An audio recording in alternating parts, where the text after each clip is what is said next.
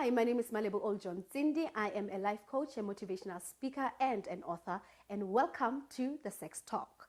Today, I'm so excited because I have Thabo with me, who is going to be representing all the men in the world, in Africa, in South Africa, in America, everywhere. And I will be representing the women. And if you haven't checked any of my videos about the Sex Talk, you need to go back and check them. So I have Thabo with me, who is a marriage and a relationship coach and also an author. Welcome, Thabo. Thank you very much. Sure, you're putting me on the spot. Hey, I'm representing all the men in the world. Imagine. So you need to represent them well. Guys, I hope I'm going to do a good job. So, back me up. All right. So, Thabo, what I did was I started speaking about something that people don't speak about. And for the very first time, I spoke about it publicly on social media, on YouTube, about my journey as a married woman and sex, which is something that people don't talk about. So there were things that I heard about sex that were not true and that caused sexual frustration in our marriage with my husband. And I think also scarcity, well, obviously.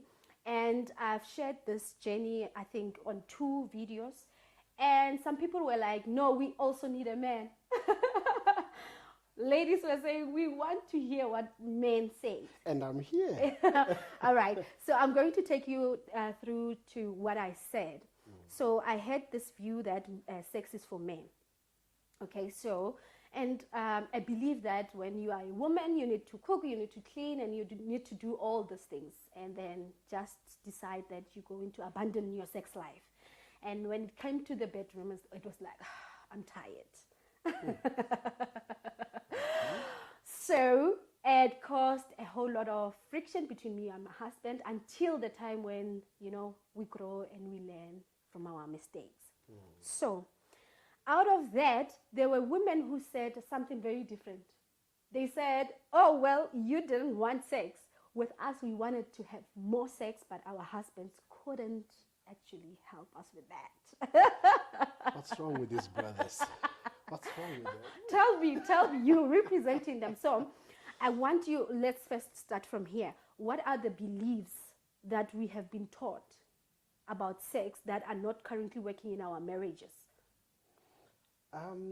Look, there's a number of factors that are actually contributing to that.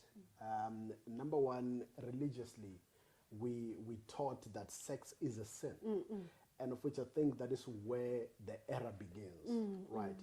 Sex is not a sin, but fornication is. Yes. So fornication basically meaning having sex before marriage, or even adultery is wrong because meaning you have sex with somebody else outside your own marriage. Yes. So I think what needs to happen most is to actually advise people as to what is sex, when is sex, and why is sex. So when we think about what is sex, sex is something that God created. This is a very, very lovely thing. Sex is good, sex is great. But now what we need to understand is that God has actually created it for a certain purpose. Yes. So now the purpose is not only to make babies as well. Yes. If we have to even dwell in the songs of Solomon, you can actually get a whole lot of things that Solomon was actually a romantic guy. So now the why part, why sex? Now, this is one of the questions that we ask ourselves when we are youth, when we are taught don't have sex, right? Because the issue is we are not told you are actually made through sex and you are meant to have sex. Exactly. And you are not going to finish having sex.